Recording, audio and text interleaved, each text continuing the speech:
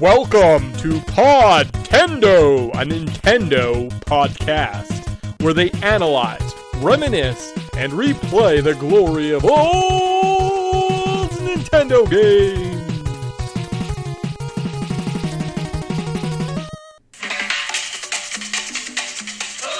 On a tropical island, Mario is taking a well-deserved vacation. Or so he thinks. Something's amuck in paradise. It's up to Mario, his water pack, and you to make things less toxic and more tropic. In Super Mario Sunshine, only for Nintendo GameCube. Rated E for everyone. Hey guys, welcome to the Podtendo podcast on the month of Mario, where we analyze, reminisce, and replay the glory of old Nintendo games, sometimes Mario games. I'm your co-host, Mick. I'm joined by Tyson. If you're new to Podtendo, we are a review, retrospective, let's play pop culture show, so we're going to be covering all four of those segments while we look at the titular game, Super Mario Sunshine, for the GameCube. Tyson, how are you? I'm well. How are you? Yeah, I can't complain. I'm doing all right. I'm pretty excited to look at these notes that AI wrote today. Oh, baby. Can't wait. Woo. And it even added new suggestions. So I'm pretty excited to look at everything. Got to have some joy. Some sunshine in our lives, and not just the Mario kind. Yeah. Okay. But it'll be good. I think we got a fun game for everybody. Kind of a anticipated game in a way. So I know. I was thinking, and I was like, we're just kind of behind the times, and it seems like that happens so frequently. Like we'll play a game and it comes out, right? Nintendo just released the Mario Galaxy bundles, so you can get Mario Galaxies 1 and 2 on the Switch. And I was like, should have done that. But I guess next year is probably the better year to do it, because then you can get like the Mario Galaxy movie and Mario Galaxy as our month of Mario. So it actually kind of works out probably for the best, you know? Yeah, it'll all work out. I mean, it's not like it's we could pull an audible, but it's like, let's do things in order. No, of operations. We need to play Galaxy 2 this year. Okay, I guess I'll just have to spend that extra $120 to get this game that I definitely have on a Wii somewhere. Probably could just play it there. Good job, me. Anyways, today's game, Super Mario Sunshine for the GameCube. It was developed by Nintendo EAD. Was released in Japan July 19th, 2002. In North America in August 26th, 2002. And in Europe, October 4th, 2002. Sales, this sold about 5 million copies by the mid-2000s, and it is one of the best GameCube's bestsellers. Price at release, so typical GameCube first party MSRP, approximately $50. That's not how I write that down, AI. Silly AI. I was going to say, and it sounds like a bargain, $50. Wow. And I was like, hey, what a time to be alive. Sure would hate to have modern video games be like twice that. You want to get everything's just so expensive now. Like, for no reason, Metal Gear Solid 3 Delta, $120. And I'm like, that's stuff. People can't afford that, guys. You know how much rent is? Video games. How long to beat as a game? About 10 to 15 hours for the main story, and 100% would be longer. Okay. Yeah. You could see that. With the amount of collectibles in this game, which we'll probably talk about in a little bit. 'Cause my favorite collectibles. I also feel a certain way about this game, and I'm curious if you also feel this like rare way that I feel about this game, and I'm curious to see if we can figure out exactly how Nintendo created this Mario game, which seems rare in terms of all of their Mario games. It kind of stands out for some reason. I don't know. Hopefully we can track down why this one feels so rare. Yeah, I pick up what you're laying down. Okay. I pick up what you're laying all down. Right. Banjo! I don't know any reference to Banjo-Kazooie, but I'm just going to throw that out there right now. Quick hooks. So AI thinks, hey guys, we need some quick hooks for this episode. Keep people going, one-liners to kick off a segment. How about Mario takes a vacation and gets framed? That's true. That's true. I don't know if is that keeping people, or like, what? Framed. Okay, about Flood, a water backpack that made Mario feel like a plumber meets water park operator. Yes, with a terrible, terrible voice. Mario. Sunshine, beloved experiment or guilty pleasure. Let's scrub away the paint and find out. Well, I like that one. Yeah, that was not bad. Yeah, okay, all right. They're all terrible. All terrible. Where to play this game? You need to play this game on original copy for your GameCube. I wonder how much this bad boy is on eBay, speaking of. Or on a re-release in the Mario 3D All-Stars for the Switch. Yeah, that's it. Hopefully you bought it that 1 year it was available. I did, and I had a physical copy, and then I lent it to my nephew to play. And when this was coming up, I was like, I need to get this back because I don't want to spend another $130 on this experience. Mario 64, great, love it. But I also pay a subscription so I can play it all the time.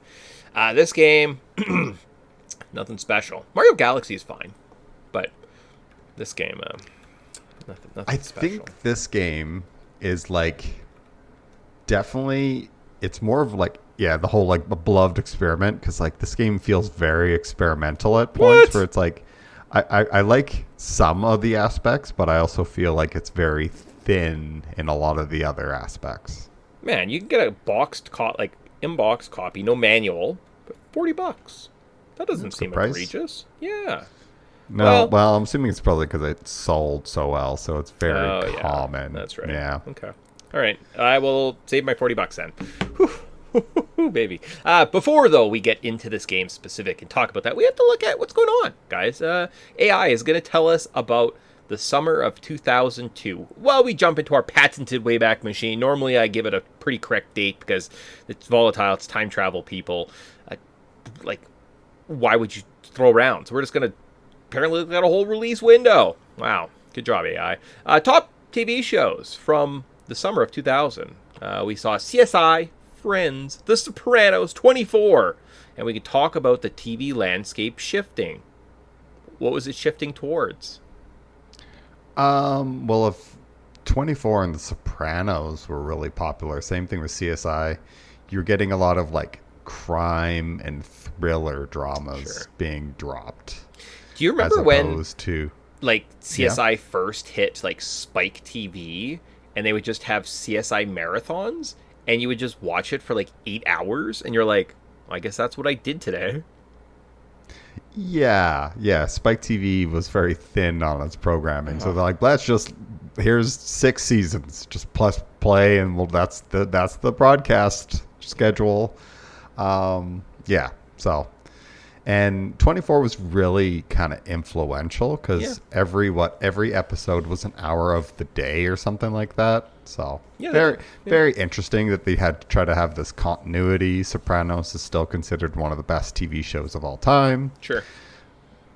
Again, it's so like I have a hard time saying TV or movies or even music. It's like this is the best of all time because it's so subjective. Yeah, sure. Like I don't know, me and Mom, side tangent. Me and Mom tried to watch like the first couple episodes of Sopranos, and we were bored to tears to a point where like let's watch literally anything else. Okay. It's like good point. I agree.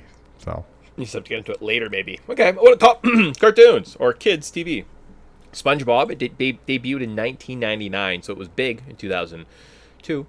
Pokemon was still going, and Dragon Ball Z in syndication. You get all your Dragon Ball Z needs. Look at that. Movies in theaters in August of 2002. We saw Signs, X or Triple X, Austin Powers, and Goldmember were recent box office names around the release. Oh, okay. I kind of remember this year just from the movies because obviously I was like, we're big into these movies. I think I watched Signs because M. Night Shyamalan, everybody was like, man, he's so good. Yeah. Hopefully this guy doesn't fall off a cliff. Triple X. I mean, I think this is peak Vin Diesel. Everybody's like, wow, he's so cool. He is the coolest guy, yeah. That Fast and Furious franchise comes back and he stars in like 70 different movies. I always thought his best performances were a little wooden. Hey. Because he's Groot, everyone. He's Groot. Yes. I do think, Triple X in my mind, that's probably like a movie, like a dollar movie kind of thing. Maybe we saw it later. Austin Powers and Goldmember. We definitely went with our cousin and saw it in theaters. Yeah. I think I like Austin Powers, much like I like James Bond, but this one's my least favorite of the Austin Power movies. If you want to know our thoughts on Austin Powers and Goldmember, you could go back and listen to our review of it from a couple of years ago. Sometimes I go back and listen to them. Sometimes. Yeah, every once in a while. And Got then, a road trip coming up. There you go. And then top video games released in the summer of 2002. GameCube was in full swing. We also saw Metroid Prime, Resident Evil reissues, and the GameCube ports, and upcoming holiday titles tied to the GameCube market position. Tyson, what was the GameCube market position in 2002? How was it faring against the other consoles? Man, was it not dead last? Probably. Like, I know. Yeah, I mean, I know for a fact that PS2 is like... The original Xbox was kind of starting to blow up. PS2 was massive. Like, that's the biggest console of this generation. I was going to say, mile. Based on just the PS2 sales, everyone else second, or like, it's definitely probably dead last, just because GameCube or PS2 was so giant, right? So, if only you guys had a DVD player. Who would have thought that was the make or break? Yeah, well, that was the argument for kids being like, oh, but it's a DVD player. Like, instead of buying a DVD player, we could just get these $500. We can get a game system. Literally, that's basically how they won that genre. And then the Xbox could play DVDs, but you had to get like a special remote. Okay, or something. So just looking at this, the PS2, the reigning champ. 160 million units. Okay. The first Xbox, 24 million units. Okay. And then the GameCube is 21.7 million. So those two are kind of neck and neck, and everybody and their dog apparently had a PS2 for forever. Yeah. Like, massive. You add those two together, and it's like, man, not even close to the PlayStation 2. There you go. So. Cool. So with that, hopefully you remember something about that year. If you're old enough to remember when Triple X came out, you're probably like, oh baby, I can't wait to go surfboarding in a fur coat like Vin Diesel. And listen to Rammstein. Firefight. That is what the pop cultural landscape looked like when Super Mario Sunshine came into the scene. But now let's look at the development details. Ooh, look, they're bullets. Use on air when discussing dev stories. Thanks, AI. So long time idea. A 3D follow-up to Super Mario 64 with new tech/approaches, many early concepts like Mario 64 2/128 ideas preceding this. I believe a Mario 128 was an idea of, it was going to be like kind of, what's it called? Like Mario versus Donkey Kong, where you have these like little mech Marios, but you were going to have 128 different Marios that could populate and like you could use to solve puzzles in different little areas. Okay. That's interesting. Yeah, they're again playing around with some tech. The first leading director role for Yoshiaki Kazumui had been a long apprentice inside Nintendo. Okay, core design: hook, flood, flash liquidizer, ultra dosing device, a water backpack conceived to change traversal, cleaning mechanics, and combat. Became the game's signature. Showcased at Space World 2001 and EEA3 2002 prior to release.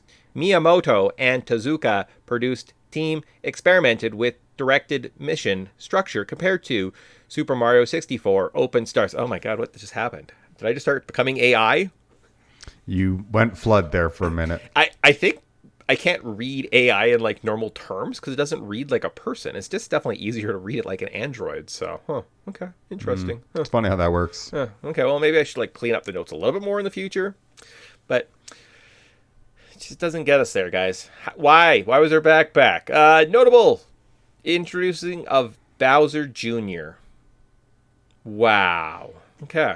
Cool. Yeah. Okay. Yeah. Okay. Because he makes such a big impact on this game. Yeah, that was the development details. Do I have more questions? No. I have a theory. What happened. Do we do it now? Maybe? Or do we save it for the Are You Buying It section? Do we have an Are You Buying It? Yeah, we do have an Are You Buying It right at the end before cultural significance. But I feel like I kind of almost want to talk about it here because I kind of feel like this is like we're talking development details into controls. I guess we could do controls and then kind of talk about like a sticking point I think I have with this experience. So the controls and mechanics. So traditional 3D Mario moves, jumps, dives, spin jumps with the GameCube analog. Actually probably works pretty well with the GameCube controller. It's a good controller. The flood nozzle, you can do squirt, which is basic. There's a hover ability. You can kind of shortly hover. There's a rocket, which vertically launches in the air. There's a turbo, which kind of speed and like water running. Resource management, you have a water tank in a core layer. Blue coins / shine sprites replace coins, stars, but the map to similar collectathon design. Okay. Yoshi returns with fruit juice mechanics. Rideability is in specific sections. Okay. Yeah. I mean, to me, okay. Why don't you say your theory? So I have a theory that Nintendo came out and perfected 3D platforming with their first attempt in Mario 64. And with that, they never felt challenged to kind of push the genre forward to continue their precision, kind of carry on, and I think in their methodologies. But what happened was, in the wake of Mario 64, and with no other 3D Marios kind of promptly coming out after that, we saw an explosion of rare games throughout the N64 library. People just adore them. They love them. They say these are my favorite games. We kind of missed out on that nostalgic hype, and going back and looking at these adventures from Banjos to potentially we're looking at Donkey Kong 64 coming up. I might make Tyson play Donkey Kong 64, at least until we want to quit, or you're like, no, I had enough. I don't want to do this anymore. Was you saw these overly pushed design levels, right? So in Mario 64, you have the freedom, the ability to, you need 70 stars. There's 120. Get 70 however you see fit. There's 50 stars that you literally never need to do. You don't like collecting coins. You don't like the red coins. You don't like this section. Skip it. No problem. Rare, as early on as Banjo-Kazooie started doing this thing where, oh, guys, we made such an amazing game. You have to explore every nook and cranny, and you have to collect every note in this one playthrough, and we don't let you save, and it's this big, long haul, and you got to do every single mission before, because we put so much time and energy into this game. We want you to see it, and we want to have all of our experiences shared and seen.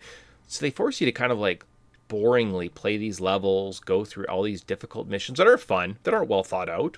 And maybe Mario 64 has some missions that aren't well thought out, but guess what? You can skip them. You don't have to think about it. You can do just the good stuff. Whereas Rare had this obsession with like forcing you to do everything, slowly crawl through the levels. Oh, you don't like this poorly thought out mechanic? You're stuck doing it. Praise continued through Banjo-Tooie. I'm sure we saw great game sales, right? Conquer probably had good game sales. And it was just this kind of over, I don't know, hyping up of Rare, which going back, I don't know if they're that great, guys. Yeah, GoldenEye holds up too in terms of what they gave us with first-person shooters. But you go back now and you're like, And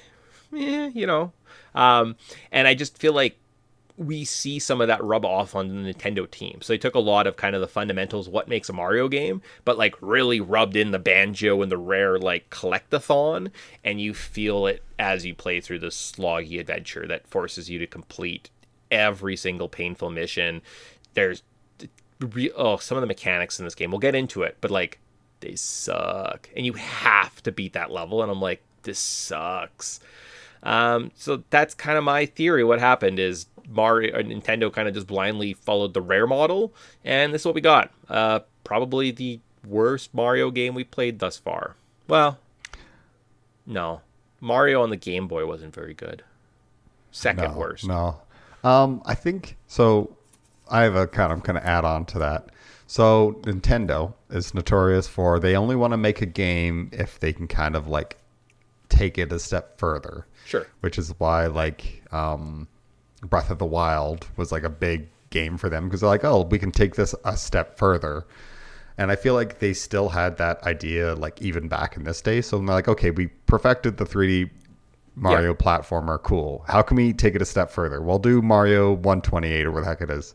Like, that doesn't really work. Okay, so let's just do this, but let's just start slapping on some added things. And this game is just like way too many like thin mechanics. Like, okay, you can ride a Yoshi. Yoshi has fruit, and okay, now we can do like the standard like platformer, but now he has a flood. He can has like a little jetpack or like can have a rocket booster or a turbo thing, and it's just like they're just trying to bolt on mechanics to try to take it like a step further, and I can appreciate it, but because they just kind of took like a shotgun method to just slap everything in there, I think the game really lacked in sense of things to do. Yeah. So a lot of it, like when you peel out, okay, 100 coins, okay, for every level, okay, red coins, you need red coins. Let's do blue coins, and you're like, you take those three things, were just the most padding to add padding. I feel like they looked to Rare and they were like, how did they turn around these games so fast? I'm like, oh well, they just jam pack these games full of useless collectibles. Yeah. Gamers are stupid and they don't actually think for themselves. So if we just make them run around the same level 4 or 5 times doing the same fucking thing, they're going to be happy. So I think that they focus more on like making a good tech demo, and then they just ran out of ideas on how to actually like make a fun game. So they were just like, add padding. What does Rare do? Let's just rip off their janky bad bad gameplay, and they're just slap it in there. Yeah, and you had a good point there. I really hate collectathons. Yeah, you had a point there of they're always ambitious too, right? Nintendo with their hardware. Man, they gave us a Wii U. What the hell is a Wii U? That was an unfinished system that they actually sold, right? The number of big entries, Wii Music. Remember that was like a big demo at E3 one year, and you like go to play it and it's just kind of like the most bare bones tap and make sound game, right? Like it's cool, it's ambitious, but it's almost like it's an unfinished idea. And Nintendo's notorious for releasing those Virtual Boys. You have $200, you could buy the Virtual Boy add-on to your Switch 2 right now. Could be fun. Oh yeah. So they are notorious for kind of just throwing stuff out there. So I kind of feel like this is one of those, okay, guys, we worked on this mechanic. It's not complete. It's actually not good, but we'll release it anyways. See what happens, minus and add a collectathon, because everyone loves that because, oh boy, everyone tells Rare is the best. Rare is the greatest. We should follow Rare, them and their collectathons. And you're like, yeah. Well, and I think like from a technical aspect, like the Flood is very interesting. Mm-hmm. Like has this own physics engine. It actually interacts with the world, so it can wash things off in the world. And you're like, that takes a lot of technical effort and the spinning spinning abilities and like some of the extra platforming you get, but you lose just basic things that you lose in this game, like the long jump. Why did you take away the long jump? That was a great mechanic. That was an awesome mechanic, right? Oh, but you have the Flood now. But you can only ever have one add-on at a time. You can always have Squirt, which is basic. But if you like have the Hover and you go to Rocket, you lose Hover. And I'm like, well, when I unlock one, why don't I keep it forever? Right? Or the Turbo. Right? They're like, well, no, because Mario power-ups are like temporary. Silly. See, because and Kazooie, remember when you flew around as Kazooie, it was only limited time as long as you had little flowers. It's kind of like this. You can fly as long as you have the little flowers or water. Or even like remember the fly cap in Mario 64? Let's have this basically be a thing until you don't. Anyways, it's like, I don't know, not that. It's I just wanted to get that out there. I feel like there's a lot of influence that or Nintendo took a lot of influence from sources that I'm not a big fan of thus not a big Mario Sunshine fan. I'm like, meh. We'll get to it. There's a couple parts in this game that just kind of break me, and I'm like, I'm not having fun. I don't want to do this anymore. But I did it, and we'll talk about it. So first memories. Okay. Should I read through? Oh, I think the first 3. Okay, I'll read through the first 3 from AI. So AI's first memories of this game. How you encounter Sunshine. Store demo at E3. GameCube bundle. Ads. Friends. Owned. The first time seeing Delfino Plaza. The jarring giraffe, and being falsely accused. Great storytelling hook. And the reaction to Flood. Loved it. Annoyed by the camera. Made it make Mario feel different. Were any of those your first memories? I remember my first memory. Okay. It was when your friend brought over his GameCube. Yep. This and Simpsons Hit and Run or something. or See, I wanna- whatever the road rage or whatever the heck it I was, thought- and I called into work. I called in school sick the next day while you guys went off, and he was staying another night, so I just stayed at home playing these games all day. That's fun. See, I feel like it was Sunshine, Luigi's Mansion, and Smash. Yeah, I seem to remember The Simpsons being in there. Okay. Yeah, maybe it was. Because I was like, So maybe it was Simpsons, Luigi, Smash. yeah, but he definitely had Sunshine, so I feel like it might have been. But I feel like Sunshine Smash. came out after. Oh no, maybe it was this year too. 2000. Yeah, it could have been this year actually. Yeah. Yeah. Okay. Maybe he had lots of games. Huh. Lucky. Could have been. Yeah. Could have been. Don't remember. and- But I remember that's my vague memories of first playing this game. For sure. I know I didn't get to this right away. Like, again, maybe played it quickly, saw it, was like, wow, cool. I got a secondhand copy either from you or an EB Games. And I had a couple collections. I had like a basketball game, Wind Waker, that Final Fantasy game, Crystal Chronicles. You have to have like Game Boy add-ons too, and you'd play it for a while, and you're like, this sucks. Where's Cloud? I just want to play as Cloud. Those are some games I had, right? So I know I played it at university, and then there was maybe like a memory card or something like that I had a completed file. So it wasn't like my file. I played it for a bit, and then there was just like one that was done, right? And you could go fight Bowser. So I know I beat Bowser at least while I was in university, and then I tried to play it a couple years ago on the Switch, and basically got to the same parts on this game that frustrate me and just gave up and quit. So That's fair. yeah, cool. And from there, we're into the story, and then we can talk about this game specifically. So the story of this game. So Mario, Peach, Toadsworth, and Toads vacation on Isle Delfino. Vandalism, like a plant-like goop, appears, shine sprites vanish, and Mario is framed as the culprit. And it is up to him to free his name, even though pretty early on, Shadow Mario shows up. And clearly it's him and not us, but we're still framed? How long are we in trouble for in this game? Is it just at the beginning? I think it's just the beginning, and Okay. then it's like, you gotta fix this problem because it's clearly not you that caused it. It's like, okay, cool, whatever. Okay, as long as everyone heard that, yeah, okay, the insane logic, okay, cool, perfect, that's great, awesome. Good. Yeah, this game is the story was not the emphasis. I think they spent a lot of time working on the flood physics. True. And I mean, we're this is worth a whole new game. and It wasn't. what we It know wasn't. about game development too, what makes modern games so hard to work on, it's the abundance of graphics, right? That next step in graphic design just eats away at developers' times, right? Like, they spend so much time trying to make a game look good because we care about what they look like, that you do miss out on more in the mechanics of development. So I imagine going from, say, Mario 64, which great mechanics, fun, but it does look jank. You're like, oh god, it's very uncanny valley, it's boxy. So I can appreciate the next world where you're in this beautiful. Think of the water in this game. The water's awesome. It looks like water when you're in it. It's beautiful. It's well rendered. It looks like, it's never choppy. That probably takes a while. So yeah, of course they spent a lot of time up there, and it was the first. But I mean, you could have given us something. Where's the long jump, man?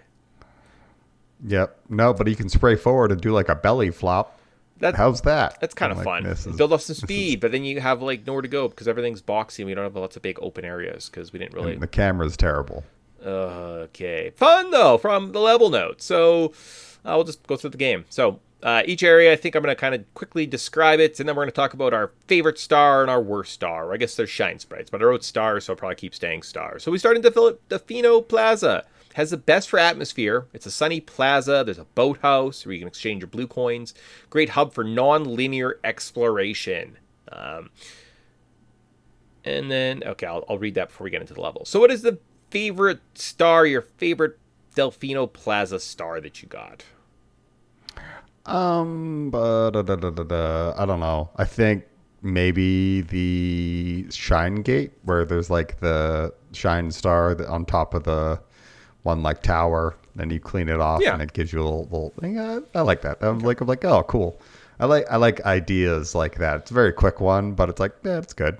Yeah, I was going to say using the rocket abilities to kind of get up to the main tower in the plaza, and there's the kind of the gook you've been seeing the whole game, and you can finally clean it off, and you get your Sprite reward, right? And you kind of, I think it actually is above the tower, so you have to get on top and then still use the rock ability to get up and get it. I was like, oh, wow. Neat. Yeah. And then I do know I didn't do it this time, but there is a Shine Sprite that involves, or at least a blue coin, that involves getting Yoshi on by boat. And Yoshi dies if he goes in the water, by the way. Out to one of the little islands. It's very tedious, it's hard, and watching Yoshi get disintegrated, it's never what you want. So that's my least favorite. Do you have a least favorite star? It can be one of three. Collect 100 coins, do the blue coins, or collect the red coins. I hate those three things in particular almost every single level. So yeah. Okay. Take your pick. Okay. I hate that stuff. Yeah. Okay. Note though that there technically is no 100 coins in the main plaza hub area. So no. Yeah. No. Okay. But there's a bunch of trashy blue coins and a bunch of terrible red coins that you got to collect. So good times. But now we get to I hate it. Actual levels. And in each level, just, like Tyson mentioned, there is probably a timed clean. So you have to clean up this area in a certain amount of time. An escort / collection, a boss challenge, a secret blue coin hunt. That's about it. You got to race the little guy with the mask. You gotta, and then there's always like Shadow Mario's running around, chase him around. Sure. So at every area, God, they have like 5 or 6 things. They just repeat every single level. You're like, man, the gameplay sure is thin in this. Don't forget, find a secret area, which is actually just code for we're gonna take FLUDD away and make you do some platforming without FLUDD. And you don't even get a long jump. Hooray. Bianca Hills. But don't worry. You can go back into that with FLUDD and collect 8 red coins. Aren't you having fun yet? And you're like, God, I hate this. Is that really a thing? Yeah, that's a thing. Oh, my God. I didn't get that far. Yeah. Okay, Bianca Hills. So it's a classic grassy world. Early learning for FLUDD / hover use. Wow. So what is the best star in Bianca Hills? I like Down with Petey Piranha. Kind of reminds me of the fighting the big bomb guy in Mario 64. I always enjoy a little boss battle. Okay. That's a good time. Yeah, it's fun. Yeah, you kind of go to the middle lighthouse, clean that up a little bit. For myself, I said 8 red coins using the FLUDD. Yeah, I think so. I think it's like early on that it's like less offensive and it's not super challenging. And there's a couple of mechanics like, you do have to be like, the spin jump with the FLUDD to get a little higher to get this coin here. Neat, cool. My worst star in Bianca Hills is the fight with the flying piranha when he's like flying around all the little houses and you have to spray him with water and then he goes down, but he's like too high and it's like too hard to platform except for there's like one house kind of in the south area. And you just sit there, you just watch him fly around and then you spray and it's a waste of time. It's not fun. Yeah, I think that's what like the Revenge of Petey Piranha. Yeah. You're like, I don't appreciate it. Petey Piranha Strikes Back. Yes. Yeah, it's that's another not fun time. No. Anytime you have to like stop and aim that stupid FLUDD to like do things, you're like, this sure does suck. Mm-hmm. Glad we spent most of our time doing this. These mechanics were not well thought out at all. Yeah, no doubt, no doubt. Okay, from there though, you're like, what a great fun first area. Snowball Bomb Battlefield, but maybe the rest of the game's great. We go to Rico Harbor. So there's water and platforming interplay, stealth / cleaning missions, high reactivity to tides. All right, so the best star in Rico Harbors, I said, was using the bloopers. They're like little speed guys to collect the 8 red coins throughout the little harbor. Although you do get a FLUDD upgrade that kind of acts similarly, so I don't know why they wouldn't have like had you unlock the FLUDD upgrade. They're like, no, you really got to learn how to ride a blooper, so you can do that twice. Yeah, the surf, that's also my favorite. It's like a little surf level. You're like, kind of feels like you're cruising on the green turtle shell and it zipped along in Mario 64. Mm-hmm. And you're like, this is fun, but it's on water. It's like Wave Race. This is not bad. It's not bad. And there's another one too, right? There's the main one where you go around the harbor, but then there's also a race that you could do through a sewer system. So, yeah. Okay. And then I said the worst one is the Shine Sprite that when they make you do all the platforming and like get up to the top of the cage and you gotta like drop into the cage past all the Octorok guys, or I guess bloopers. Yeah, I think you're talking about the cage Shine Sprite. Yes, up at the top. Yeah, that one's rough. Because there's nothing like getting near the top, falling off, and then starting the whole thing over again. You're like, sure love this mechanic. The only neat part about this level is when you do fight Shadow Mario, because he doesn't have a flood mechanic, but he has all of your platforming abilities, is the way he cheeses this level, but through like the use of spin jumps and triple jumps. I'm like, interesting. So I guess the linear path that the game lays out, like you follow, and you're like, this sucks. A potential on walkthroughs, like on replays, you can use the other, like the spin jump to avoid this, or like to get up here early. I guess neat, cool. Yeah, it's all right. Yeah. I mean, it's just like, again, it seems like here's this little thing you can do to maybe save 4 seconds, and you're like, yeah, this is rewarding, I guess. So yeah, not at all. From there, that was okay. That was Rico Harbor. Cool. We go from there to Gelato Beach. So Gelato Beach area. There's heavy platforming and some more challenging shine missions. I think this is the one with the big mirrors. Yep. Yeah. Yep.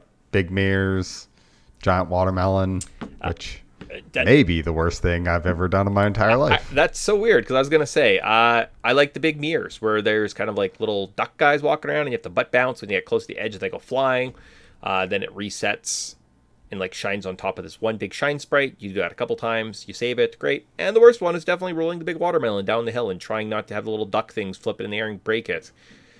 It's awful. Yeah, good. Or have it randomly roll into the water and then just instantly blow up. So you're like, this is terrible. Yeah. I like the Wiggler one as well. Sure, yeah. The giant Wiggler running around. I'm like, this is fun. But because there's one that looks like a giant poop, it kind of made me laugh. And I was like, I'm having fun. Perfect. And then I had to roll down a watermelon down a hill several dozen times. But you don't have to do that, right? No. So every level, like I mentioned, you kind of have to do each shine sprite after 6 or so, maybe the 7th one, usually is like a Shadow Mario fight, which then leads to an 8th star on each level, which is a special task, usually a little bit more difficult, usually something involving red coins again, as well as there's like another secret shine. But the last 2 shines typically don't have to be done. You just have to fight Shadow Mario in each area. Yeah, that's the bare minimum to kind of progress. And if you're like me, you're like, I ain't collecting these 100 coins or these blue coins, so I guess I'm collecting some red coins. Well, no, but the blue coins don't matter. Like every 10 you get a shine, but it's not like there's some grand total you get to that unlocks the final area. You still have to get Shadow Mario in every level, so there's no point in collecting a blue coin at all. No, unless you want to get 100%, and the 100% is laughable. So good times. Isn't it just like a different ending? You get one extra like screenshot of them all like staring at the screen in like a big and then but you get the Hawaiian shirt. Don't you want that Hawaiian shirt at the end? You're like, I already beat this game. Why do I care about this? Like, but it's a Hawaiian shirt and he has sunglasses. Aren't you? Isn't this so clever? It's like, God, I feel like you should have spent more. This thing should have been left in the oven for way longer. Should have cooked more. So. Yeah. Okay. From there, though, we go to Serena Beach. Cool. You have to unlock a hotel, and then you explore the poorly maintained resort. Wow. The best star here is Big Boo fight in the casino? Yeah. I mean, it's all right. Yeah, I think the King Boo fight's probably the best. And the worst is when the big manta ray guy comes on the beach and he's like electric, but he's like a ghost electric guy on the ground. And you have to spray him and he like breaks apart into smaller chunks and constantly attacks you and... Yep. Oh, yeah, or you just stand in the water and just do, like, the hover thing and just slowly kill them one by one. And it feels like it takes 40 minutes to do. It's awful. It's not fun. Yeah, and it's I do like the giant ghost house, and I'm like, ghost house, yay! That's one of my favorite things from Mario. And then it's kind of interesting. There's, like, some puzzles and some labyrinths and some stuff to run around. You're like, this might be the most interesting area in the game, in my opinion. But too bad it's over so quick. I was gonna say, and like, I feel like there's the timed red coin level sucked. Oh yeah. Because, like, you want me to explore the mansion. You have twists and turns, and there's, like, hidden... But it's also a timed thing. So what's the point of that? Do you want me to explore or not? They want to punish you for making a left turn when you shouldn't have. Do it again. Add some padding to this game. Oh, you found the secret room, but you didn't go through the little ghost poster, so you didn't get the last one coin, and basically you get everything, and you're sitting there for a minute, and you're like, I've been everywhere. Oh, except for that one room. I know you have to find, like, 5 secrets to get into that one room, but it was technically 2 secret rooms. And I'm like, oh, gosh, that's just silly. Yeah. And for some reason, the Boo Hunt / Floodless level always bothers me, because it's called, like, the Big Boo Hunt, or get rid of the ghosts. So you kill all the ghosts in the hotel, and there's nothing. There's no counter. And I'm like, but how do you kill them all? But really what they want you to do is jump into the Boo statue on the 3rd floor and... Yeah. Oh, I see. And then I have to do a really terrible Floodless level, the most frustrating one in the game. Okay. Oh, yeah. No, that's a good time. Yeah. So that's one of those spots I get to, and I'm just like, I don't know if I want to do the Boo Hunt. I want to explore the rest of the casino. I want to fight Big Boo, but I don't want to do the second level. And the first level also was kind of terrible. And I spent so long doing it, I don't want to play video games today. So, yeah, good times. Yeah. Woo! Yeah, it's one of those ones where you're like, man, this game sure wears on you, like, and it just wears you down, you know, like it's like freaking Urkel, man, just wearing you down, and you're just like, you have to do this game in batches, like I know, like leading up to this, I had to like grind out the last like little bit just to wrap up this game, and it's like, man, this game sure is tedious, and it's like I can see how Donkey Kong 64 is going to go already, because if I'm already bored and feeling like doing the same thing again, Donkey Kong 64 might drive me insane. I might need to have a therapist on standby. Okay. Yeah, that's okay. Noted. I hear that. Damn. That sucks. Now, however, some brevity. We get to go to Peanut Park. So outside of Peanut Park, there is a little toad, and if you talk to him, he goes, yeah, blah, blah, blah, blah. And me and Tyson, when he was playing this, when we first got this, thought that was the funniest thing, and probably spent a good 5 minutes of just listening to, yeah, blah, blah, blah, blah, before he went to Peanut Park while his playthrough and just killed ourselves laughing. So I always remember that. And once in a while, I'll turn the sound on, and I'm like, I want to listen to yeah, blah, blah, blah, blah guy. Yeah, he's a good boy. Yeah. Good man. Yeah. I appreciate him. Some of the sound's pretty good. So in Peanut Park, though, we go to a theme parked level. So there's a mechanical Bowser boss encounter, which is a memorable set piece. The best star in this area, I think, is the roller coaster balloon level. Okay. Yeah, it's not a bad one. I think that one or the battle against the Mech Bowser. Yeah. That's Mech fun. Bowser. Sure. Good times. Yeah.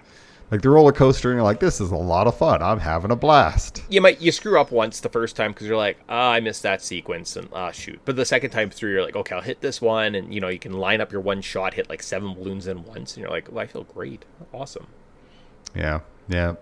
Again, it's like the physics in this game are impressive. The way they kind of like worked their way through all this, and it's like, this is very interesting. I like whoever came up with this design. I like the roller coaster idea. We're in an amusement park. Like, heck yeah, this has some like meat on this steak. I appreciate it. Yeah, there's some like swinging pirate ships that are kind of fun. They have a little bit of platforming challenge there. Red coins in this area, almost not terrible.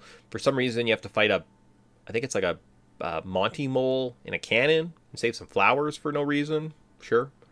Mech battle, roller coaster, Bowser, and then Shadow Mario chase, and then the worst thing, that thing that almost kills me, is you have to get to the top of the roller coaster ride, and you have to go on the back side of this. I don't understand how you do this platforming. So you have to spray with your nozzle, you hit these green switches, and it like flips these panels from vertical to horizontal, and then you can use them to grab onto or like run and jump, but they happen so goddamn fast. How the hell do you get up there? There's a cheesy way of doing it. I saw that. I found that online, and that's how I beat this level. Otherwise, I probably would have just not beat this game. Yeah, that's why I was like, is there an easier route? Yep. And you're like, thank God for speedrunners. So what you do is basically you get to the top of like the swinging pirate ships, you look at the shine sprite on top of this like roller coaster, and you just run and hover over to it. That's it. You don't have to do any of the stupid platforming, waste your time, figure out the terrible mechanics, be like, you did not think this game out at all. You were just throwing stuff together to make a game. I don't like your design. It bothers me. So yeah, definitely some of the frayed edges are showing. All right, but a couple more levels to go. These ones actually didn't appear in the notes the first time through. When I looked at AI, I was like, I feel like we missed some levels. Like they didn't have Serena Beach, Pina Park, Noki Bay, or Pianta Village. Seems odd. Very odd. Noki Bay. I know there was a bay, and there was some platforming and an underwater section. They have to like clean an eel's mouth. Kind of forgettable though. I don't know how I did 6 stars in this area. Yeah, it's not a fun one. This one kind of feels like it's very it's very vertical. Yeah. There's a lot of like climbing on a side of a cliff. For some reason the colors really reminded me of like Avatar the movie, and I was like kept thinking of Avatar the movie, and I was like, why does this just remind me of Avatar? Like, yes, it's literally just the color design of just like the purple and the greens and the blues. And you're like, yeah. I see James Cameron. This must have been his favorite level. Do you have a favorite star? Honestly, not that I can kind of remember, to be honest. This one's like there's some platforming bits to kind of climb to the top of a spot. There's the red coins after a fish. Even the Shadow Mario chase is a pain in the ass. Yeah. Like eel, when you have to clean the eel's mouth, so there's this eel and he's got gook on his teeth, and you use your hover pack to clean his mouth. I'm always kind of like, that's kind of neat. But then at some point you realize you need like coins, and you got to go get coins, and you spend most of the time just like using the poor control-y underwater Mario to get coins. Yeah, not my favorite. Not my favorite. The worst star, those you have to race this racing guy again. And every level he shows up and you just have to run across the level. And I'm like, this is going to be tough, right? Lots of tight platforming, water, platform. Basically, you can just run and jump. And even if you hit the water a couple times, you're still faster than him. What's the challenge? It's like 38 seconds. And I was like, I have to get across to the little pond? And I just like lazily took my time, fell in the water a couple times and beat this guy. And I was like, it's not even a challenge. Why is this a star? Because again, they needed to pad this sucker out. Hence the repeated things like the Shadow Mario fight in every level, the 100 coins, the red coins, the blue coins, this guy chasing, and you're like, wow. Once you kind of double these up, like there's not a lot of original things, and a lot of the other ones are like, climb to the top of blank. The only cool. Yeah, like I was gonna say maybe the only saving grace, and I was just thinking about this, it's not that challenging. There are some really, really bad ones, right? There are a couple tough levels. So the Sandbird, have you ever did we have to play the Sandbird? Yes, that's is it Rico Harbor? Okay.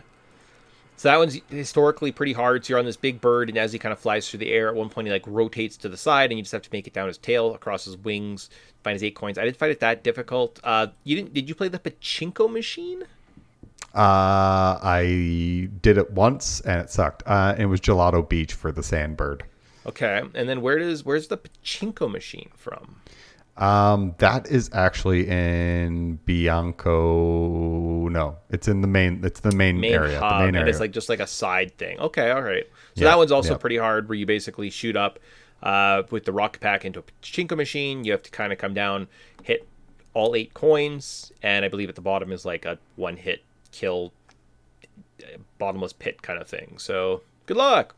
And then the only other level, there's a lily pad. Like it's like a poisoned lily pad, and you have to kind of like go down a river and collect some red coins. I believe that's also in Rico Harbor potentially. Delfino Plaza. It's another Delfino Plaza. Okay, so it's like some of the extra secrets. So if you're going for some reason 100%, these are like the crappiest shine sprites to get. Yeah, well, then there's like the one guy who just like do a butt bounce on all these boxes. Here's a shine sprite. Yeah. You're like, really? Okay. There's a lot of like super ridiculously easy ones, or like do a ground pound after a rocket on the top of the lighthouse. There's another easy one. And you're like, these are just like some of these are the easiest things in the world to collect, and some of these are just like the most monotonous, waste your time kind of things. And you're like, I don't understand. Like they spent so much time focusing on like the tech behind everything that I think when it came to the actual game development, they were just like running so thin. So like instead of spending time making interesting ideas or cool things to do, they were like, just do that same thing, but in this level, have fun. Yeah, like I guess, yeah, like it's, I don't know, it's interesting. It's interesting, Yeah. but I was like, you know what? I feel like there are some like legendarily elusive levels. So the pachinko machine, right, is pretty elusive. I know that one's tough. The poison lily pad, and I've seen lots of like YouTubers talk about that before in the past and seen the videos. So I was like, maybe we should talk about those. I don't remember playing them, but it makes sense if they're extra bonus stuff that I didn't do. Because why would you do extras in this game? I don't understand why you'd want to do that. Finally, we're in our last kind of true level, Pianta Village. So you have to deal with some lava and some chain chomps in the worst village I've ever visited. The best star here. I liked the little chain chomps that needed a bath. You kind of like pull on their tails and they send them flying. Oh yeah. Yep. That one's not a bad one. I think mine is I kind of like, this is kind of a cheat, but it's the you climb to the top of that one tree and then you soak the sun, and then the sun gives you a little shine sprite. Sure. I thought that was like, my God, it's a clever like little thing to do, because you're like, most people, yeah, you climb to what's the thing you got to do in every level? Climb to the top of blank. This time it's a tree, but when you climb to the top of the tree, you're like, well, I don't see anything. And then you look at the sun and you're like, apparently you just got to spray that sucker, and all of a sudden a little shine sprite comes down. You're like, ah, that was clever. I like that. That was an interesting idea. I liked that. Awesome. I have lava level. The level's just filled with lava at one point. It's not very good, so I don't know if I would say that.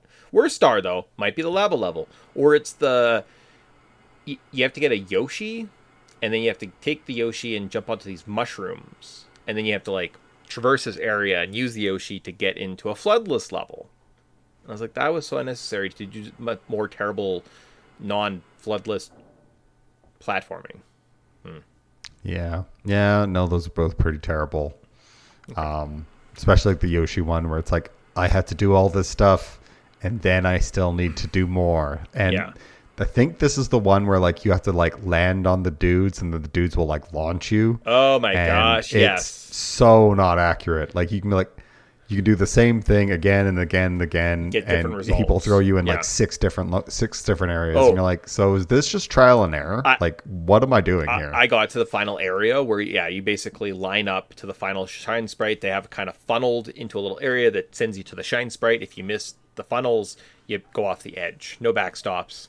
And I took so much time getting lined up, making sure to do it properly, like taking my time to adjust. And okay, this is where I want to get launched. This is dead straight. And then waiting for the little guy to walk in front of me, call him, finally make it over.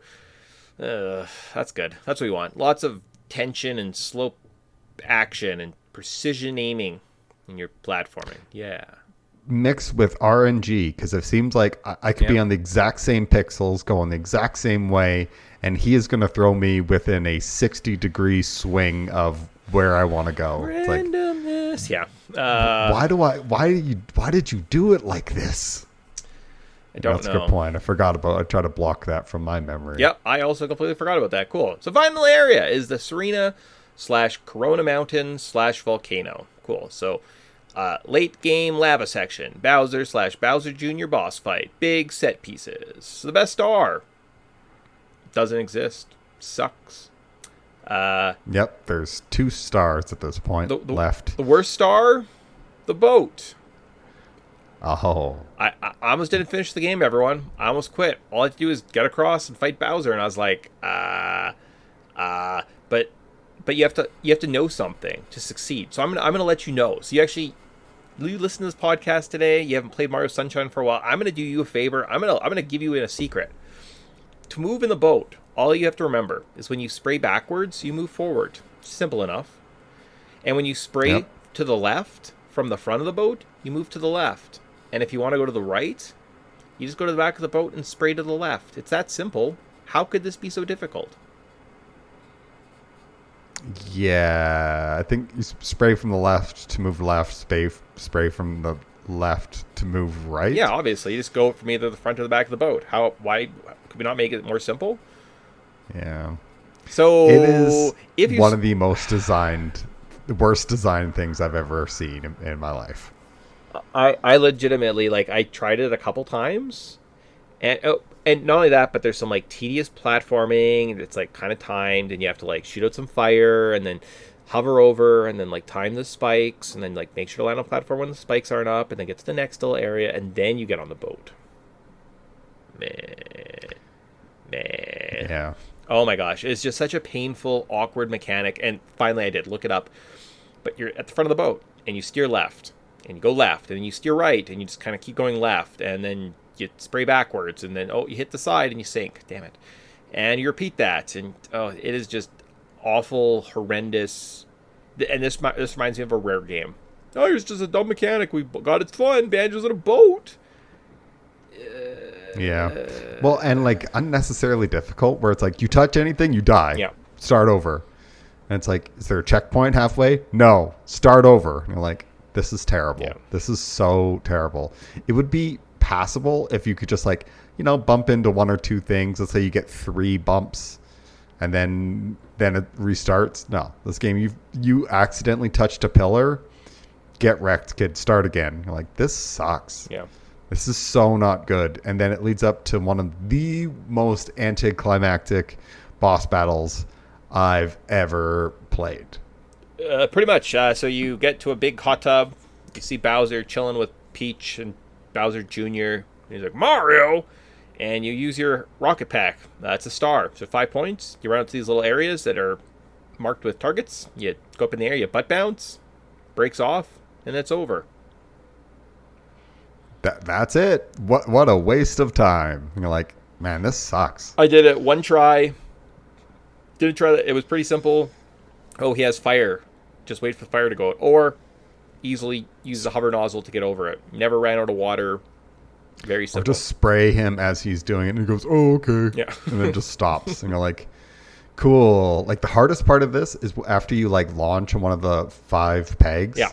The ground will start to slowly fall away, screwing up those jumps. That's the hardest part of this whole boss I battle. almost screwed up one, except I did kind of like the wall hang, and as I jumped in the air, I had just timed up enough that I rocketed, and I was kind of moving forward, but I obviously had enough momentum that I was able to like land backwards in safety, and I was like, yay.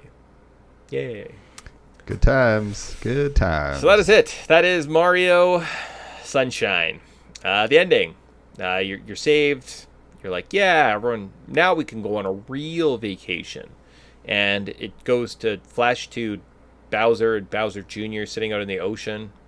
And they gave Bowser a voice, which doesn't sound like Bowser. It's just a guy. And they talk and they say, you know what? I'm going to get that evil Mario. And he says, that's my boy. And that's it. Yeah, well, there's this whole thing. So Bowser Jr. kidnaps Peach because Bowser told him that's his mama. Oh, yeah. And at the very end, it's like, son, I got something to tell you. It's like, I know, Dad, that's not my mom. It's like, oh, he has eyes. Good for him. Yeah. And it's like, yeah, it's like, but one day I want to take on that Mario. It's like, oh, that's my son, but let's rest a while. It's like, this is so lame. Mm-hmm. Like, Mario's not known for its like writing, but dang, this is the weakest ending you could imagine. Oh, but there's a sad bit after you fall from the giant hot tub. The flood is no longer working, and then 10 seconds later, the Toads show up. And it's like, but we fixed it. It's like, good to go, ready for vacation. It's like, cool. And it does play up all of a sudden this, like, you have this emotional relationship with this talking backpack that really never talked to you at all and was kind of just more annoying than anything. And it says, like, Mario, did I do good? And then 10 seconds later, it's like, It's fine. Oh, it's totally fine. Yeah, It's no, fixed it. Great. You're like, cool. Way to not like, yeah, silly. Okay, well, it's Mario Sunshine. So current thoughts. Let's see what AI thinks. So the water mechanics still feel fresh. Flood equals one of the boldest Mario additions. I would say true. Very true, right? It is kind of out there, trying to give them this little water pack. It doesn't handle great. Aiming it's really annoying. Anytime you do have to the aiming mechanic, sometimes I'll just spray and you're walking forward. Sometimes you just start spraying to the ground because you're walking forward and you stopped moving that time. Oh, okay, cool.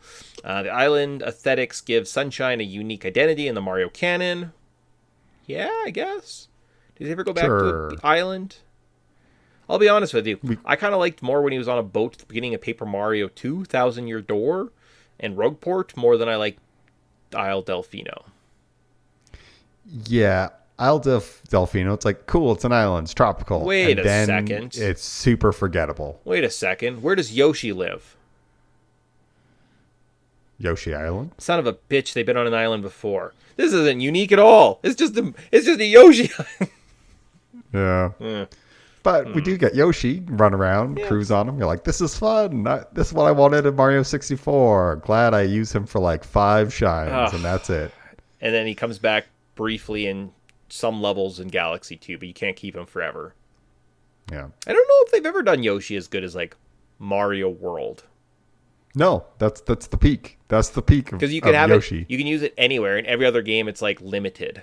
No, not in this one. You can only use Yoshi in some. Because I don't think he appears in Wonder. Huh. Yeah. And the other... No, it's to be honest, they focus so much on Flood and been like, but water and water mechanics. Obviously, that's like something that they were trying to like... Meanwhile... assuming wave race was, they're like, let's focus on water physics. Because water physics are tricky. They are very tricky. And they spent a lot of time polishing that. And I'm like, sure, that's a good tool to have in the toolbox. But man, did it add nothing to this game.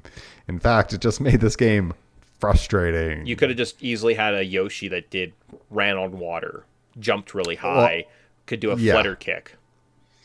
Or you could have it like eat something, and then now it can spray juice, which it does. And you're like, everything in the Flood could have literally just been replaced with a Yoshi, and it would have been better. I think you get a way better game. Yeah. Literally, because you're just like, it's Mario teaming up with 3D Yoshi. Sometimes you don't get Yoshi. He runs away, he gets hurt. You have to go chase him down, collect a new one. But yeah. Okay, camera. As frustrating mission checkpoints age poorly in spots, still worth replaying for design and soundtrack. Meh. Soundtrack? Yeah. I can't remember a song of this. How it sits in 3D Mario lineage. Experimental bridge between Mario 64 and later, more structured 3D Marios. Well, true. Yeah, Galaxy, I guess, was a bit more structured. Okay. I was going to say, I was like, Odyssey kind of opens things up a little bit more. And I'd say, I don't like this game. It feels a lot like a Rare game. And I don't think they're as good as you remember. Cool. Yep. Okay. Yep. I agree. I do not like this game.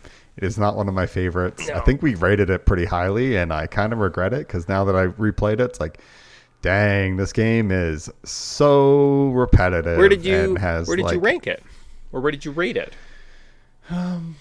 Great question. Where did I put it? Oh, you mean you think in terms of like our top 10 GameCube games? Yeah. Yeah, it definitely did not make my top 10 GameCube games because I just know I don't like this game, so... where did I put it? GameCube games, Super Smash. Huh. Interesting. Maybe previous me was smart because my top 10 was Twilight Princess, Wind Waker, Resident Evil 4, Melee, Twin Snakes, Prince of Persia, Resident Evil, Thousand Year Door. There you go. Simpsons Hit and Run, Resident Evil 0, and then it doesn't even make my honorable mention. So I'm like, proud of me for just literally ignoring that. So good for me. Cool. I'm proud of past Tyson. Woo. Way to think ahead. Okay. What about a final? Glad we looked instead of you just calling yourself an idiot for no reason. What would you change? There's some suggestions here. I think we just nailed it. You should have replaced Flood with Yoshi. Yeah. Yeah. Basically. And then, like, I would even forgive this game. Like, it's kind of awkward, but, like, yeah, Yoshi controls kind of awkwardly. He's an awkward guy. And you just kind of like, it happens. Oh. Yeah, I think everything could have been way more focused and get rid of that annoying FLUDD. Give me a Yoshi-centered game, and I think you have something that's pretty cool. Yeah. Or you could have like even like the Yoshi's like instead of like having to spray the wall, it's like you have a Yoshi like come up like he wants to lick the paint. I don't know. It's like you could just do all sorts of way more interesting, fun things, and then you get to cruise around on a Yoshi as opposed to a janky hover pack that sometimes has a rocket. Well, I mean, mechanic. Yoshi gulps up water stupid. and his cheeks fill up and he sprays water a couple times. It's one of his mechanics he can do. You have a little bit of cleanup, but like he can like eat goopy stuff too. Yeah, I don't know. It's Yoshi. Okay, yeah, cool. I just think like imagine if you had like the Super Mario World Yoshis, like a yellow one does the pounds. The red one does like some fire breathing. The blue one can fly. No, they would have changed one of the mechanics that like blue was like running on water, and the community would have been like, "No, he eats turtle shells and flies." Yeah, but it's like, or you could eat specific fruits and do specific things. They're like tropical durians. Yeah, they're tropical Yoshis. They're not Dino Island Yoshis. Wow, cool. Yeah, I know That fixes this game, in my opinion. If you give me Yoshi, I'm giving it a lot more passes. Don't make it even better. Just literally change FLUDD for Yoshi. And at the end, when he's dead, he's like, Mario, was I? And then just Mario throws him down a cliff. And he's like, it happens. There's lots of them. Don't worry about it. It's like the fuck? I must suicide jump off this, Yoshi. What the hell? In the ending. Yeah. Cool. How about a final, are you buying it? Then we'll get out of here. So in this section, I like to look at fan theories, and I called it, are you buying it? As kind of like a play on words. AI took it literally as, are we going to buy it? So if you like platformers with strong level design and unique mechanics, yes, buy it. If camera and precision missions frustration is a deal breaker, maybe wait for a remaster / quality of life updates. And then 3D All-Stars did bring it back. Yeah, I don't think that Nintendo's gonna go back and fix this game. No, and I don't think the mechanics are that deep. Absolutely. You can, unless you're a hardcore Mario fan, just skip this one. Yeah, go play like 64, get an idea of like what Mario platformers are supposed to be, and then just jump straight to Galaxy. As we were doing some prep for this, I was thinking about like where am I going to rank this game in like the year-end kind of tiers list that we'll do it coming up. Like this might be the worst Mario game. Like this might be behind whatever we donate as like or designate as the worst, say Mario 2 or something like that. Like this might be worse than Mario 2 on the NES. Yeah, it's definitely not great. Like it's I would say this game is okay at best. Yeah. Like it is, but it's so frustrating. It's filled with just repetitive stuff. Like we've said, 100 coins, red coins, blue coins, climb to the top of blank, go to the secret mission, do some platforming, chase Shadow Mario. Boom, there's half the game done. Yeah. It's like, that is pathetic. Like there's just no meat on this frickin' thing. It's just so weak. I don't know. It's very, very passable. And it's even funny, even like the one guide I was following at the very end, it's like, don't bother with the 120 things. If you want to see it, just screenshot this screen. You're like, that's fair. I'm glad even the like walkthrough guides of how to beat this game 100% are like, don't bother. It's not don't waste your time. So yeah, it's fair. Nice, sweet, yo. Cool. So with that wraps up this game. Did we miss anything? No, we kind of voiced our frustrations. Just kind of the lack of attention. They didn't push the boundaries, right? They just kind of took what was out of the market and created a run-of-the-mill Mario experience, which turns out to be, even though it's good, well-selling or well sold well, meh. So we've got a couple of cultural significance that AI wrote for us. Oh, baby, I can't wait. And then Tyson gets to play a game. Well, actually, we're going to play the worst platforming battle royale. So I'm not sure if it's like... Oh, so I got to pick the worst one. That's fun. Yeah, we're going to find out. We've got an interesting list. I dug through some good ones. We called them pre-banjo and post-banjo area. But again, before that, AI did such a nice job of putting these great notes together for us. The least we can do is look at the two options they laid out for us for cultural significance. So in this section, we look at marketing tactics, interesting stories, turning points. Give examples how this game relates and tie it all back together in the end, something like that. I don't know. It didn't really say that. So option 1, design and mechanic legacy. So Sunshine, as Nintendo's experimenting boldly, introduced Flood, changed Mario's traversal, and added resource management to platforming. Okay. So discuss how single mechanic innovation like Bowser, Yoshi editions, or Flood can define a game's legacy. Use Sunshine to talk about how this mechanic can be loved and criticized at once, and compare it to later Mario titles that either embraced or avoided such gimmicks. Okay. Well, we kind of discussed how Flood was kind of poorly designed. The upgrades kind of act like power-ups for some reason instead of some type of piece of technology that like an add-on, like an RPG. They're like, no, you got to get these power-ups all the time.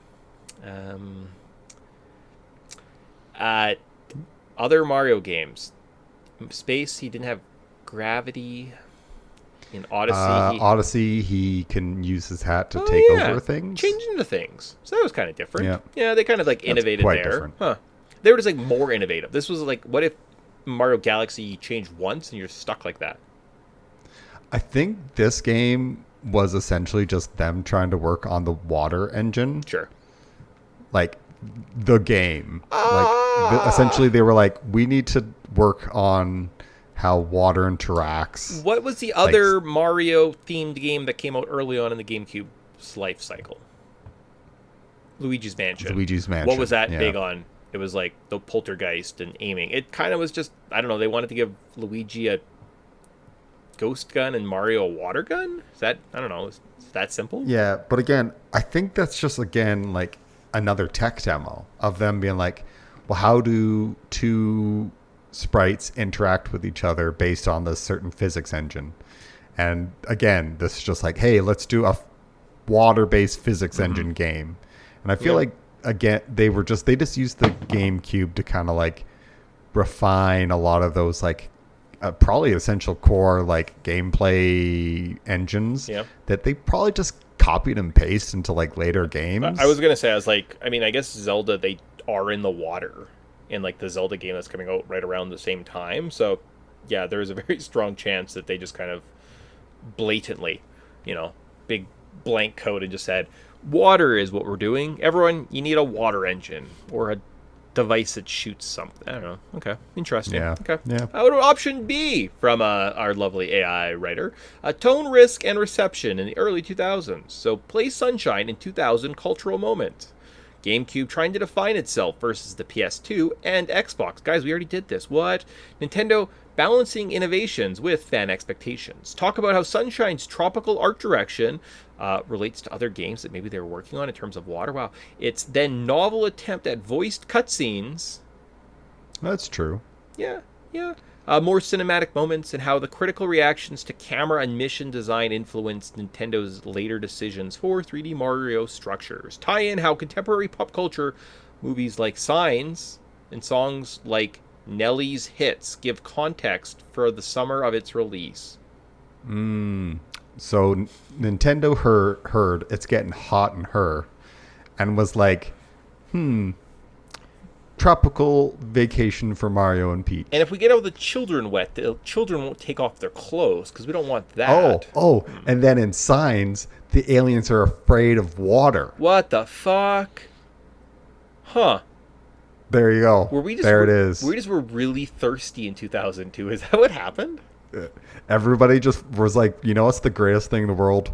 Water. 2002 is based around like, what's the most interesting thing in the entire world? Water. Culligan water stock prices. When was it the strongest? Oh, boop. That's what it is. When does Fiji water launch? Was this a massive play? Because that would be a tropical island. I don't know how to look any of these things up, so I'm just going to go away from that. Okay. All right. Fiji water was 96. Man. But maybe they were making a big play in the market. That's push. What I mean. Yeah. There was like some big, interesting. This is all big water. This is Nestle's grand plan. They all along they were like, we're gonna slyly make the movie Signs, all about water. Okay. We're going to hire Nelly to write nothing but hits, so everybody's thinking about water? And then we're going to make Nintendo make Wind Waker and Sunshine, all based around water. And we'll release Metroid Wave Prime Race. has water on the mask sometimes. When you go in, like, there's, like, mists and stuff. What? That's true. So much water. It all comes, so much water. That's what it is. We solved it. Huh. 2022 was secretly all about big water. We were so, after 9/11, it just made us so thirsty. Yeah, basically. Tight. Okay, well, we did that. I'm glad we got there. So we tied it all back together. Weird. What a weird thing that AI did to us just now. Yeah. Is AI secretly controlled by big water? Yeah, probably. Stay tuned to find out. There you go. So we're going to look at, we call it the worst platforming battle royale. So the way this works is I've got 2 brackets of 8. Tyson's going to talk his way through which of these Nintendo, just video games, because sometimes I went into PlayStation, are the worst platforming games. So we're going to do the pre-Banjo bracket first. So that means our number 1 seed, which is one of the best platformers, versus one of the worst ones. Mario 64 versus Ice Climbers. Yeah, this one's an easy one. Okay. Ice Climbers by a mile. Mario 64 is a cherished masterpiece. Okay, excellent. Good job, Ice Climbers. You suck. Number 4-5 matchup in this bracket, we see Yoshi's Story versus Yoshi's Island. And for clarification, Yoshi's Story is the one on the N64, and Yoshi's Island is technically Super Mario Land 2, Yoshi's Island. Yeah.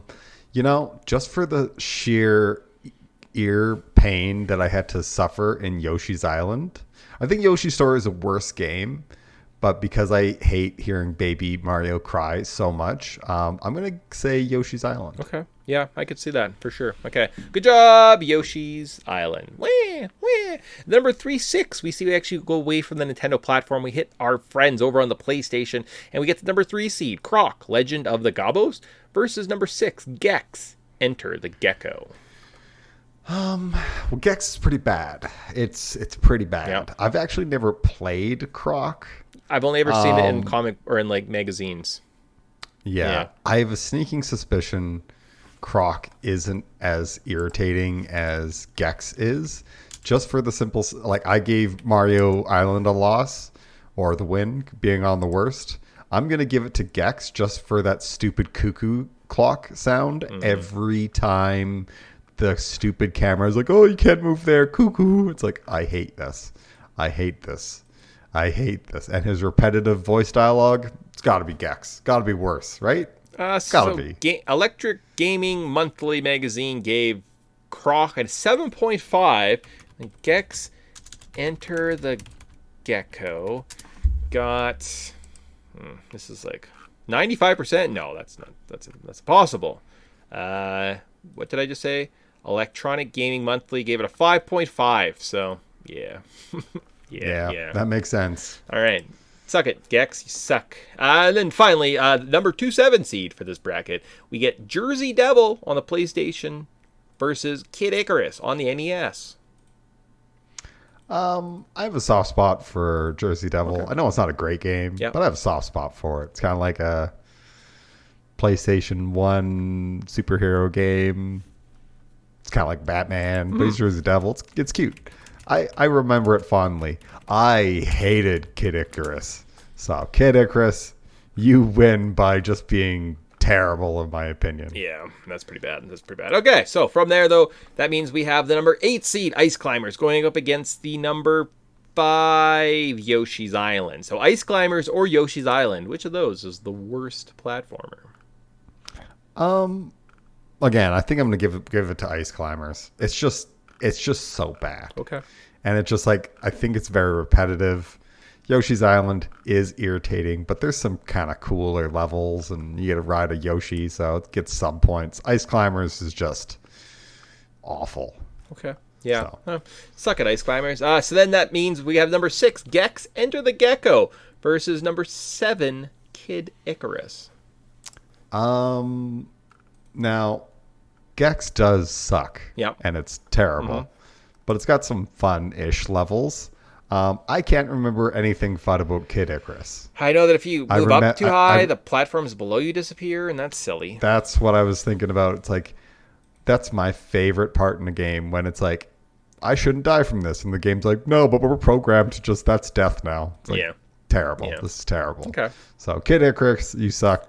All right. So you move on. So Kid Icarus, you're playing Ice Climbers in the finals. Which of those is worse, Ice Climbers or Kid Icarus? Man, Ice Climbers is pretty bad, and so is Kid Icarus. So we're both losers here. But I think I kind of got to give it to Ice Climbers. Okay. Just because I feel like it's more repetitive than. Well, and I mean, even if we want to just go as far as like comparing just the amiibos of the Ice Climbers, you can get Ice Climbers amiibo from Nintendo right now. $20. Look at that. Kid Icarus, I think that's like one of the rare ones. That's like one of like the holy trilogies. It was like hard to find. Kid Icarus amiibo. I could see that. Yeah, they don't have them for sale anywhere. I'm pretty sure that's like one of the harder ones to find. So Kid Icarus, Pit, good job. You are not the worst. Ice Climbers, you're the worst. Let's see who you're playing up against when we go into the post-Banjo bracket. And we see the number 1 seed, Mario Sunshine, versus number 8, Beautiful Joe. Oh. You know what? Okay, let's go with, the post-Banjo is...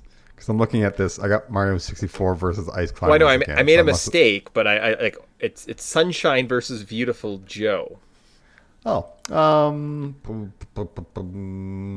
Sunshine's worse. Okay, I just panicked and picked a random. I don't even know if Beautiful Joe's a platformer. So good job, Mario Sunshine. And wait, Tyson, to allude that I made a mistake. How dare you? Number 4 seed in this bracket is Kirby 64, and it's going up against Wario Land 3. Oh, both not great, but I remember we played those back to back. Yeah, good times. I think I really hated Kirby 64 more, just for the sheer sake of like I remember wasting my birthday money on this. Yeah, versus Wario Land 3 you just one time bought because you'd like cut a lawn because it was $25. Hurts less, and hurts less, way less than buying a full price N64 game. If you would have had the flowchart as a child, you could have beat Wario Land 3. Kirby 64 doesn't deserve it. Okay, now about number 3 matchup. Here is Conker's Bad Fur Day versus number 6, which is Sonic 06. Oh, this is an easy one. It's clearly Conker. No, I'm joking. Obviously, it's Sonic 06. Okay. Conker's Bad Fur Day is a good time. It's got some good humor to it. Got some interesting level. Conker being a drunk and all that stuff, and the mini games. There's a lot of like enjoyable things. Sonic 06 is straight up broken. You remember you gave me that. You're like, here, you're a Sonic fan. Here's Sonic 06. I dare you to play this. You're like, and I played it, and I got to one spot, like literally 5-10 minutes into the game, and I just couldn't beat it. I was dying. They're like, collect all these rings. Go ahead. And you're like, double jump? No. Jump circle? No. Jump triangle? No. Jump square? No. It's like, I don't understand how this works. Right. Kept messing around with it. It's like, I give up. I can't beat 6 minutes into this game. Oh, Sonic 06. I also have a copy of you on a shelf somewhere. I bought it as a joke. I pranked myself. Hilarious. And now, finally, the number 2 seed, which we clearly see is actually Banjo-Kazooie 2, because that was post-Banjo, versus Donkey Kong 64. So a game I don't know if you played. Banjo-Kazooie 2, or no, Banjo-Tooie versus Donkey Kong 64. Which of those is a worse platformer? Well, played Banjo-Kazooie 1, not Banjo-Tooie, and that sucked. Mm-hmm. But I remember some Donkey Kong 64 from back in the day, and oh boy, did I hate this game. So what you're saying is we should like change a game maybe next year or something like that?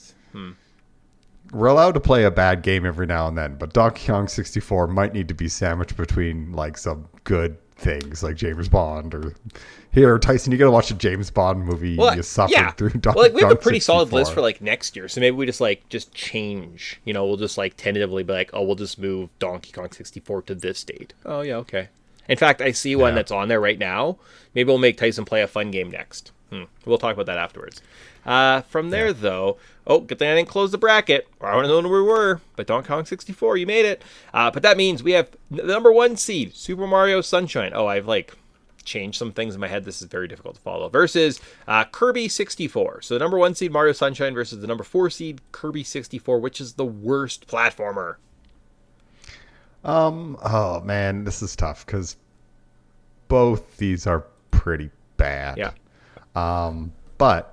But I still despise Kirby 64 more. Made me waste my good money. Yeah. I didn't feel like I had to waste good money playing Sunshine. Okay. I came in at 3-pack with Mario Galaxy and Mario 64 for the anniversary edition. That's how I played it. Yep. I was like, yeah, it's Sunshine. Sure. It's bad. Controls suck, but I mean, at least there's more to do than move right. Yeah. Stupid Kirby 64. So you're the worst. Yeah, and Kirby 64. Barely hate platform at all. You made it to the finals of the post-Banjo bracket. And that means you're going up against the winner of, or I guess the worst game between, Sonic 06 and DK 64. So which of the animals with numbers is going to be worse? I mean, Sonic 06 is essentially not playable. Yeah. And Donkey Kong 64 is actually playable, and some people like it. But it's essentially one long collectathon, and I hate that stuff. So Donkey Kong 64, suck it. You're worse than on Sonic 06. So it's Donkey Kong 64 or Kirby 64. Who's worse? Oh man, I hate Kirby 64 with a passion. I hate that game. I'm gonna go back and listen. I have a sneaking suspicion Donkey Kong 64. If you were gun to my head, play one of these two games to completion, I'm taking Kirby 64. Okay. I'm not touching Donkey Kong 64 with a 20-foot pole. So I think the worst game, Donkey Kong 64. So I think everyone should know, just so everyone is aware, a few weeks ago we did sit down and we went through and wrote out our schedule. And I've had Donkey Kong 64 queued up for a couple years. 1 year we just replayed the Donkey Kong trilogy. That was about 2 years ago. Last year we did something else, so it's going to be this year. Now Tyson going on a rant and claiming that Donkey Kong 64 is the worst platformer in the post-Banjo bracket, and he's going up against Ice Climbers in the pre-Banjo bracket. And the winner of the worst platforming Battle Royale game is, in fact, Tyson, is it Ice Climbers or is it DK64? Oh, it's gotta be Donkey Kong 64. This game is gonna it has been on that list for a long time. And whenever it's we could do Donkey Kong 64, I'm or we could literally do anything else. And I have always kind of steered it subtly away, let's do this instead. Isn't that a funner idea? It's that is a fun idea. It's good, I don't need to play this game. I have been dreading this game. Dreading it. I know there's some people out there that are it's a fine game. No. It's not. This has more collectibles than Banjo-Kazooie, I think. And I'm pretty sure you also need specific characters to do it. Yeah. And you can't just switch to those characters on the fly. No. You got to backtrack to switch to a character so you can collect some stuff. It's going to be terrible. I am not looking forward to this. It's got a terrible Donkey Kong rap. It's got a bunch of lame characters that they just kind of pulled out of their butts. Here we go. It's going to be awful. Okay. I am dreading it. All right. But I will play it for this podcast. All right. So Donkey Kong 64, you're the worst game. Yeah. Platforming game. There you go. Period. Excellent. Good job. Now, like I said, we may not play it next. We might play a different game. We'll talk after this podcast. Kind of hang up here. And we'll chat, see if we want to alter things, and go over there. But that concludes our Super Mario Sunshine and our month of Mario for the year 2025, which is our 10th month of Mario, and we're done. We're doing something new next month. Yay! Yeah, should be fun. Oh, Tomb Raider. That's what we did last year. Played Tomb Raider. Oh, yes. I don't know if that was better. The first Tomb Raider, and we were like, man, these controls sure are good. Yeah. Who that? Sleepy. Did I miss anything? Did we miss anything? Nah. I think we kind of went off on a tangent, even tied into how apparently 2002 was all about water. Yeah, so that was. I think we had some fun. It was an interesting little day. And with that wraps up our show. So we're done with that. We say goodbye, get out of here, and see you guys in 2 weeks for something. Probably something holiday themed because we're almost at Christmas time. That's where we're at. Fun. Yep. Oh, cool. Good times. Okay. Bye. See you.